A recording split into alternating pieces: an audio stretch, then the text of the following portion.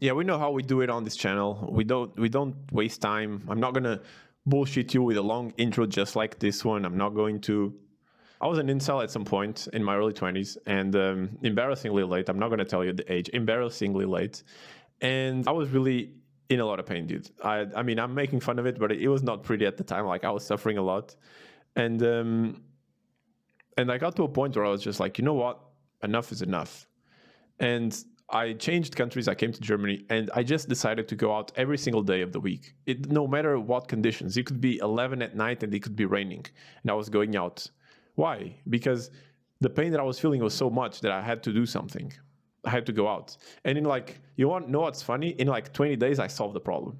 I got like this friends with benefits, cute German girl, and everything was solved. And so what I want to tell you with this example, this very sad example, is that, and very personal and very embarrassing to admit, although now I really don't care, but at the time, if anybody knew about it, I'd like explode. It was like my biggest secret.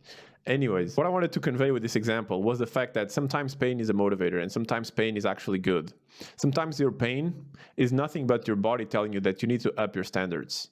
And I want to be very, very clear that many of us confuse this like signal of your body, this pain, with actually, you know, being traumatized or being bad for some reason.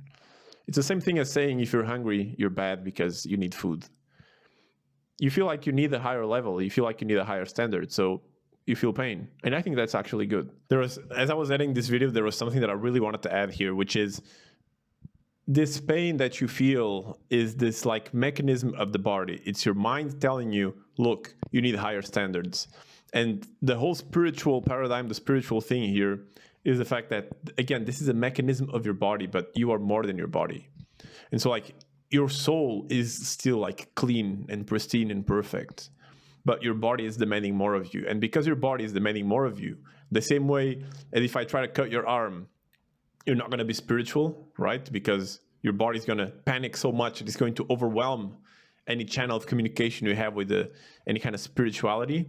The same thing happens here because your ego is so deeply unsatisfied in its position in the social hierarchy or in the financial hierarchy or whatever. Then you won't be able to tap into that spiritual essence, to that like higher connection that you have with the divine or whatever you may call it. And so what I'm trying to say here is that this pain that you feel is a mechanism of your body. It's not your essence, but you cannot tap into your essence while your body is all contrived with these kinds of blockages and pain. I think the pain is pointing you into the right direction.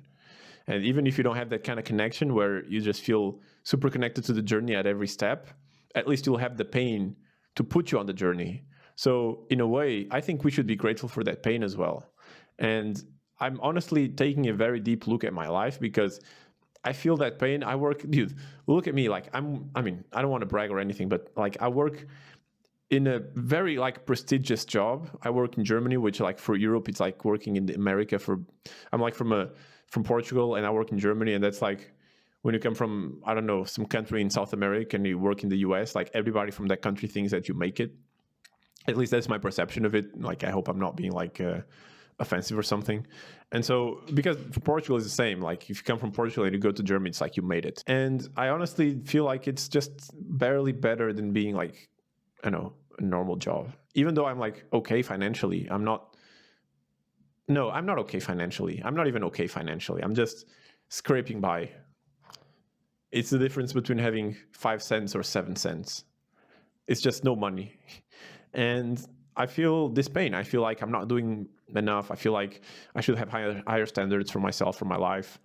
And for a long time, I tried to let go of it. But the truth is, maybe this pain that you feel is actually you demanding higher standards of yourself. It's actually you knowing that you could do better, you could be better, you could be in a better position.